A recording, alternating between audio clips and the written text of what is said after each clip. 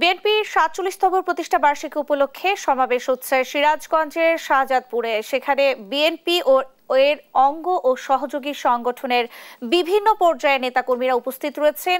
এ নিয়ে জানাতে সরাসরি যোগ দিচ্ছেন সহকর্মী শুভ কুমার ঘোষ। শুভ, সমাবেশের নেতাকর্মীদের উপস্থিতি কেমন দেখছেন এবং কি বলছেন তারা, বিস্তারিত জানাবেন। শাহজাদপুরে কিন্তু বিএনপির যে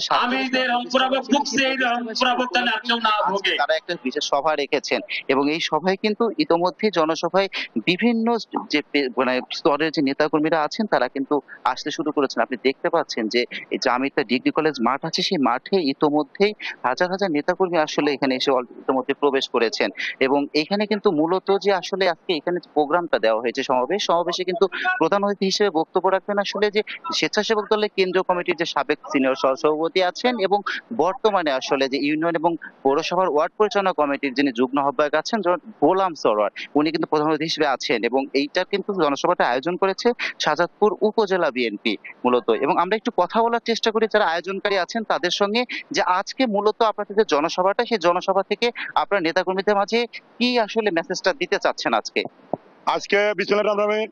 আজকের এই জনসভা থেকে একটাই স্লোগান হবে, আগামী নির্বাচনে বাংলাদেশ জাতীয়তাবাদী দল থেকে জননেতা গোলাম সরোয়ার নমিনেশন পাবে এবং আজকের নির্বাচন এখান থেকেই শুরু হবে তার নির্বাচনী পরিচালনা।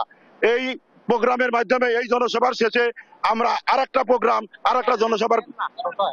ধন্যবাদ আপনাকে। আসলে ওইখানে কিন্তু বলছেন যে তিনি গোলাম সরোয়ার আছেন কেন্দ্রীয় স্বেচ্ছাসেবক দলের সাবেক সিনিয়র সহসভাপতি, উনি কিন্তু সিরাজগঞ্জ ৬ যে আসনটি শাহজাদপুর, এই আসন থেকে কিন্তু মনোনয়ন প্রত্যাশীও এবং উনি কিন্তু মূলত আজকে এই বিশেষ জনসভাটার আহ্বানে ছিলেন এবং ইতোমধ্যে উপজেলা বিএনপির যে আয়োজনের জনসভাটা ইতোমধ্যেই কিন্তু ৫টায়, এখন থেকে বিকাল ৫টায় কিন্তু এই জনসভাটা শুরু হবে। তার আগেই কিন্তু অসংখ্য নেতাকর্মী এই জনসভাস্থলে এসে উপস্থিত হয়েছে। ন্যান্সি, এই ছিল আসলে জনসভার আমার কাছে সবচেয়ে